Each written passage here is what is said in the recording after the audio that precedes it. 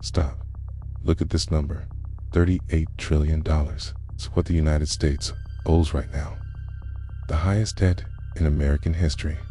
The European Union, $14 trillion. Japan, almost $9 trillion. China, Germany, Saudi Arabia, every single one drowning in debt. But here's the question that will break your brain. If every country on earth owes money, who the hell is getting paid? Think about it. Really, think about it. If everyone is a debtor, where are the creditors? Who's sitting at the top of this pyramid collecting payments from the entire planet?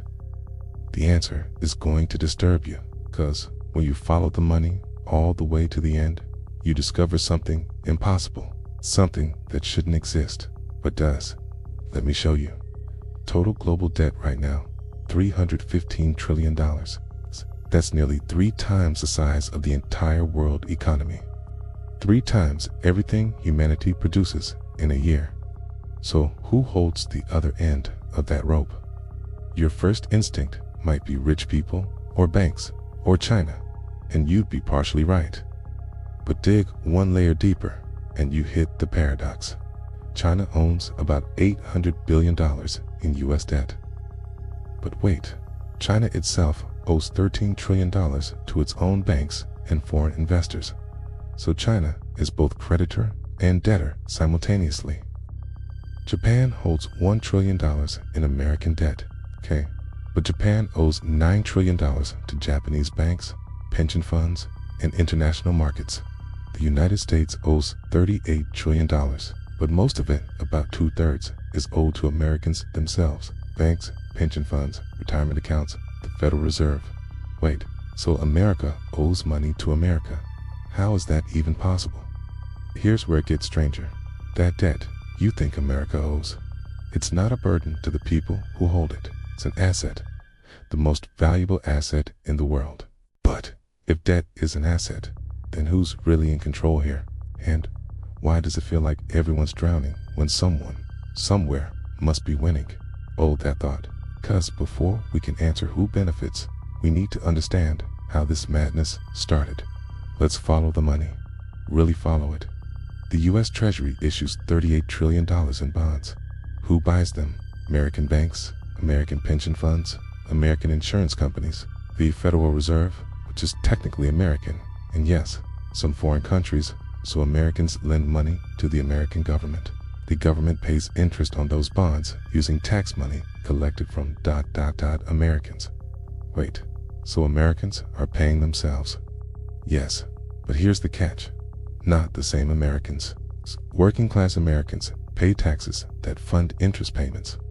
Those payments flow to wealthy Americans who own the bonds. Debt isn't moving between countries. It's moving between classes. But it gets more circular. Japan buys U.S. Treasury bonds. The U.S. lends money to Europe through the IMF. Europe lends to developing nations through the World Bank. Those developing nations park their foreign currency reserves in U.S. Treasury bonds. It's a planetary game of hot potato, except the potato is made of promises. Every country holds someone else's IOU. Every promise is secured by another promise. So, the question becomes, who's really the creditor? The answer, everyone and no one. The system owes money to itself. But that creates a new, darker question. If we owe it to ourselves, why does it feel like such a burden? Why do governments cut healthcare, education, and infrastructure, claiming they can't afford it when they owe the money to their own citizens? Because there's a fourth player in this game. One that nobody talks about. One that's more powerful than governments themselves. Behind every government bond sits a web of shadow institutions. Hedge funds, managing trillions, pension funds, controlling retirement money. Sovereign wealth funds with unlimited resources. Central banks that can print money from nothing. These aren't just investors. They're the arbiters of survival. They decide which countries can borrow cheaply and which will be crushed by interest rates. When they lose confidence, currencies collapse, governments fall. Entire economies get restructured overnight. Democracy decides who governs. Markets decide who survives. And at the center of this machine sits the most powerful institution on earth, the central bank. Central banks don't just manage debt, they manufacture it. Every time the Federal Reserve buys government bonds, it creates new money in exchange. The debt of one balance sheet becomes the asset of another. Here's the part that will blow your mind. Every dollar in your wallet represents debt somewhere else. There is no such thing as debt-free money. Every coin, every bill, every digital dollar has an IOU engraved invisibly on its surface. So when you ask, who's the creditor? The answer is the system itself. Money is debt. Debt is money. And they're the same thing. But if that's true, what happens when the debt becomes unpayable? We've seen it before, and it's never pretty. Greece, 2010. The government's debt became unpayable. Bondholders panicked. Interest rates spiked to unsustainable levels. Who showed up to rescue them? The European Central Bank and the IMF. But their rescue came with a price.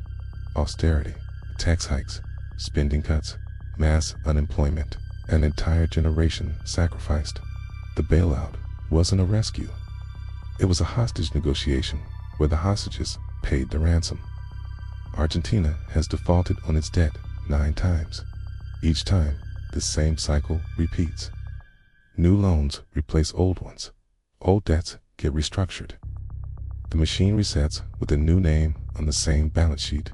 Sri Lanka, 2022, ran out of foreign currency to service its loans. Result: fuel shortages, food shortages, government collapse. When the system breaks, the creditors suddenly become visible. The IMF, the rating agencies, the anonymous bondholders who hold entire nations by the throat. But here's the darkest truth. Even after collapse, the debt continues. Why? 'Cause in the 21st century, debt isn't designed to be repaid. It's designed to be rolled over. Governments don't plan to pay off debt. Not now. Not ever. That's not conspiracy. That's policy. When you take a loan, you're expected to repay it. When governments take loans, they issue new bonds to pay off old ones. Forever. Interest becomes the real product, the rent charged for stability. But why would anyone accept a system where debt is never repaid? What's in it for the creditors? Here's what they do and teach you in economics class. Government debt is the safest asset in the world, not despite being unpayable, because it's unpayable. Think about it. The US actually paid off its $38 trillion debt. What would happen? Pension funds would lose their safest investment. Banks would lose their collateral. The dollar supply would shrink dramatically, causing deflation and economic collapse. Paying off the debt would destroy the economy. So governments do the opposite. They keep issuing more, not recklessly, but rhythmically. The debt becomes the heartbeat of capitalism itself. Every pension depends on it. Every mortgage is based on it. Every market trades it. US Treasury bonds aren't liabilities. They're the foundation of global finance. Japan's debt exceeds 250% of its GDP, yet its interest rates remain near zero. Why? Because investors aren't waiting to be repaid. They're waiting to renew the deal. The system doesn't run on repayment. It runs on confidence. As long as everyone believes governments will pay interest, even if never the principal, the machine keeps turning. That's why, when politicians talk about paying down the national debt or balancing the budget, they're selling you a fantasy. The goal was never to eliminate debt. The goal is to keep it sustainable, serviceable, and desirable enough that the system never stops believing in it. Because once belief fades, the numbers stop mattering. But that raises the final, most disturbing question. If this is all built on belief, what happens when people stop believing? When we say we owe it to ourselves, that's only half true. Interest payments don't flow equally through society.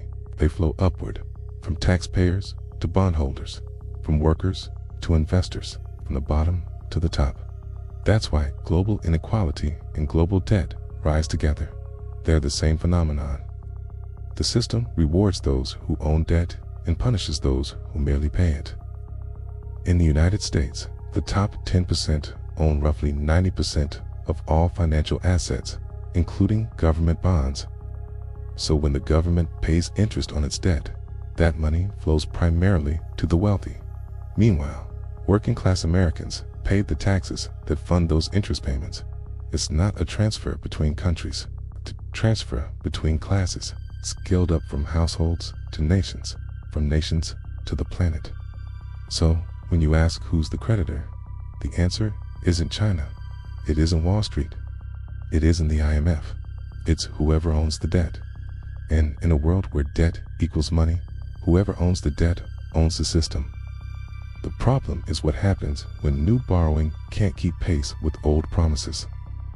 When the debt becomes so massive that even rolling it over becomes impossible. It's when the question, who's the creditor, stops being abstract and starts being personal. At the top of this global pyramid, there isn't one face to blame. The modern financial system has turned debt itself into money. Governments issue it. Banks multiply it. Investors trade it. Citizens depend on it.